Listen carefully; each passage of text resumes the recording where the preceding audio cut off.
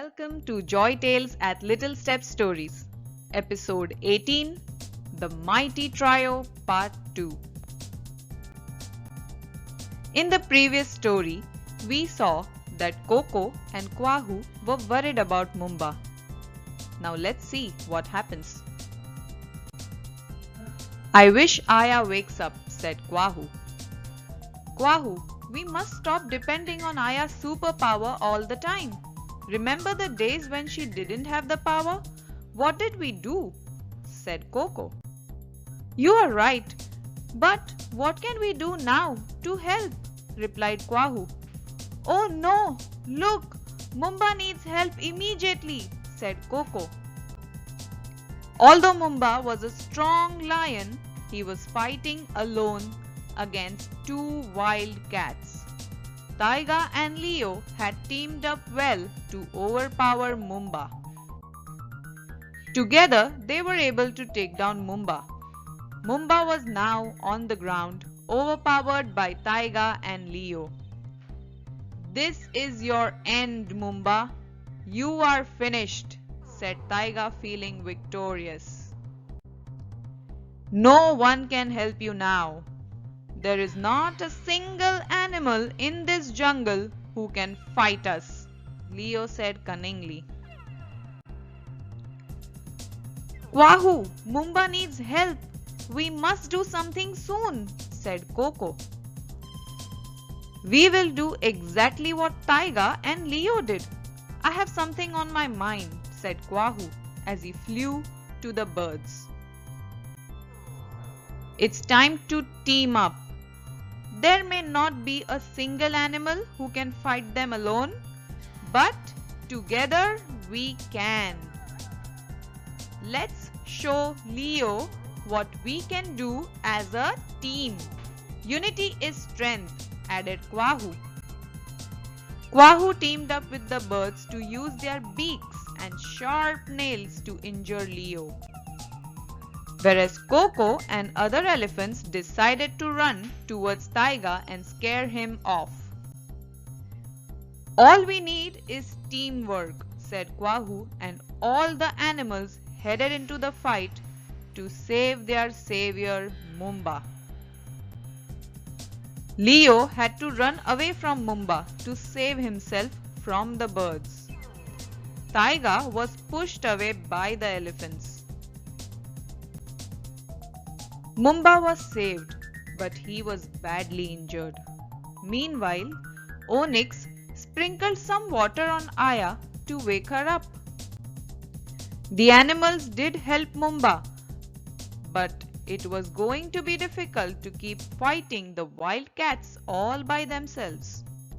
Just in time, Aya woke up. She took a while to understand what happened around. When she saw Mumba injured badly, she felt very angry. I will punish Taiga and Leo for this, but I first need to overcome my fear to focus well, she thought. Aya stood there still. She was scared, but she tried to calm herself. She had to fight her own fear. You can do this, Aya. Remember, the earth goddess chose you because you are brave, Onyx whispered in Aya's ears. I can and I will, said Aya, feeling fearless. In a matter of seconds, she focused her energy on the winds and commanded. May the cyclonic winds show its strength to Taiga and Leo and swirl them around to unconsciousness. A swirl of wind emerged around Taiga and Leo.